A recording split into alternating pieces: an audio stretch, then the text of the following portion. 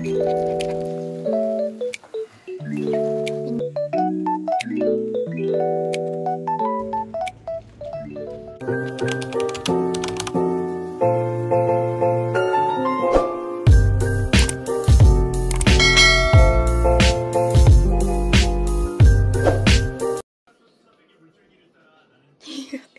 foot na inside tuma.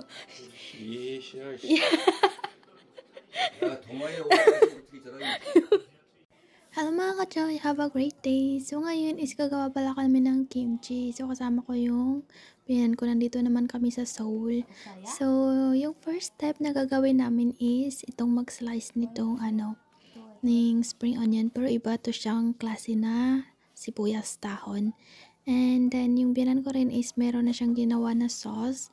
At yung ito na lang ipe-prepare ko kasi nga, nag-prepare na sila. Kasi nga, busy din kami. So, ngayon pa kami pumunta dito sa biyanan ko.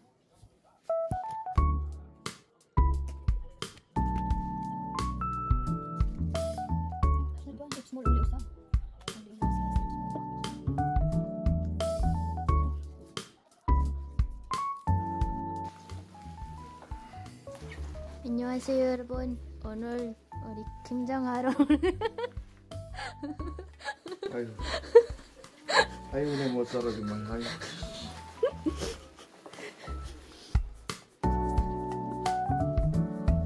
우리 아버지 열심히 해요. So every winter pala is gumagawa talaga kami ng kimchi.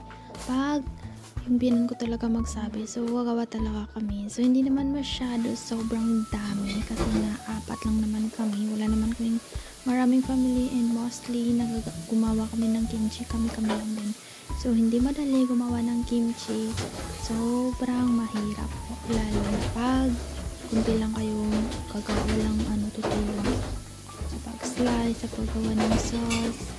Buti na lang itong biyanan ko, sobrang sipag talaga, galing sa trabaho, tapos hinuhugasan na yung mga yung mga pictures, slice na yung mga yun na yun, linis na yung pagdating ko. Kaya pagdating ko na lang is tulong na lang ako sa paglagay ng mga sauce, at saka merong kunting slicing din. So yun lang, siya na yung nag-prepare lahat.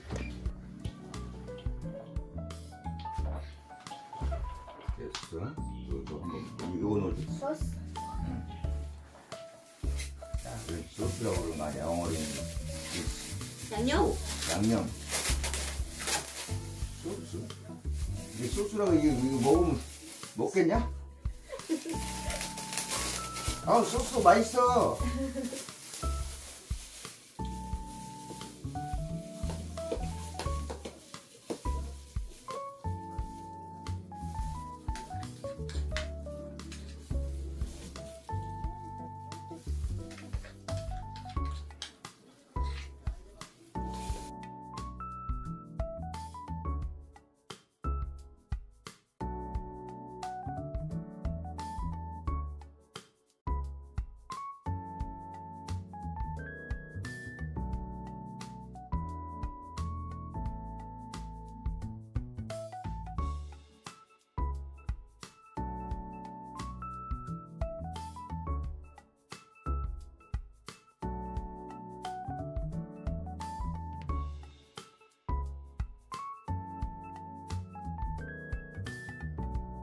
So ito na yung gagawin namin, 3 ganyan, ang tawag niyan, basta 3 ganyan.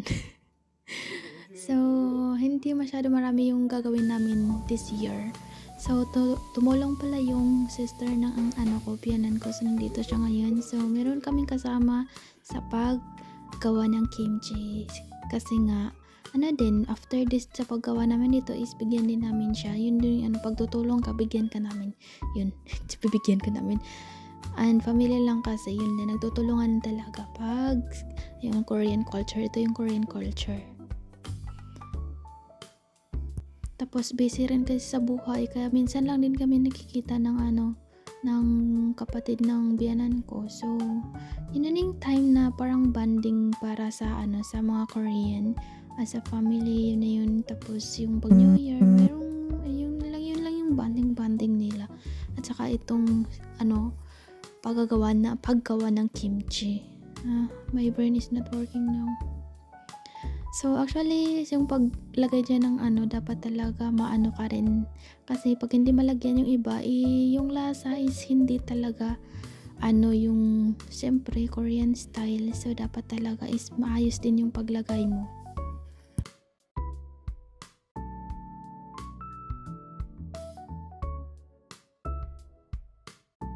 And after namin gumawa ng kimchi, ito talaga yung menu palagi pag gumawa kami ng kimchi every year. So meron kaming oyster and yung baboy na boil lang siya.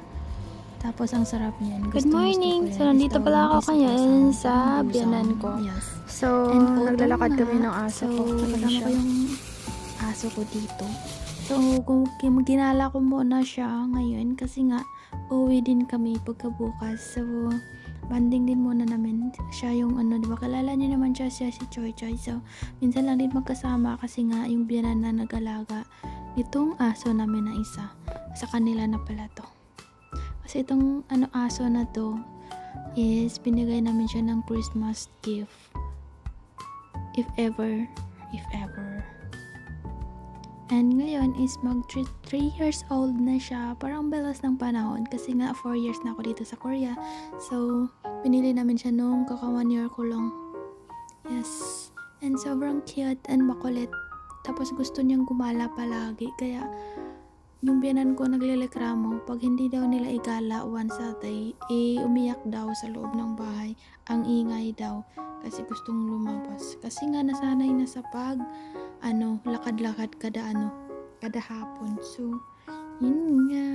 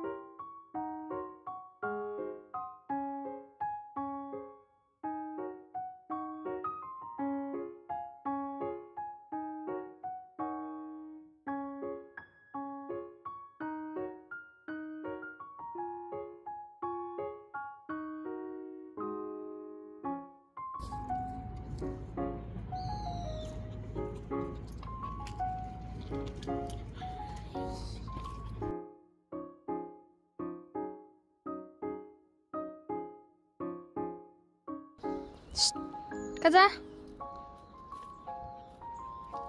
가자!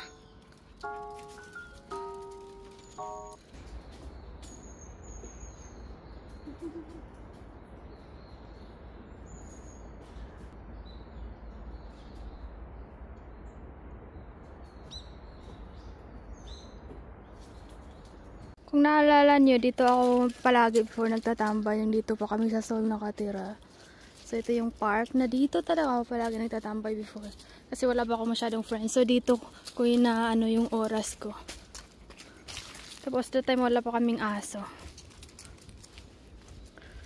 Yan. University yung sa likod nito. Ay, hindi pala university. High school. Dito ako palagi yung fob ko na ano, bike. Ito yun.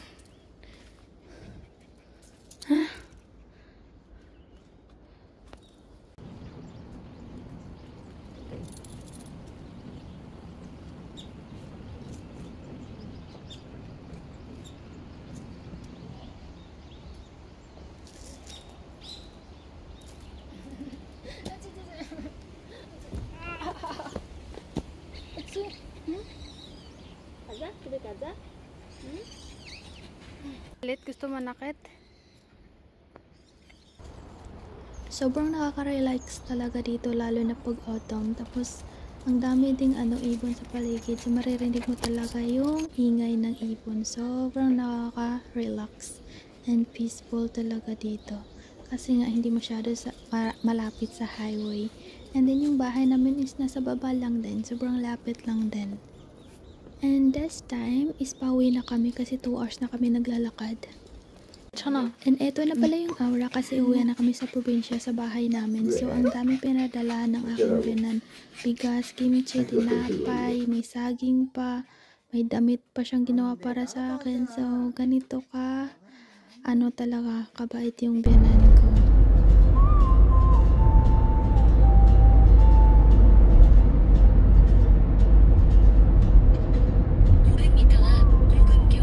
So, ito na yung aura ng ref namin. Sobrang daming laman ng kimchi. So, mga more than 1 years or 1 year din itong kailan namin. Anyway, thank you so much everyone sa lahat ng support nyo. Sorry kung busy talaga ako, hindi ako maka-upload. Have a great day!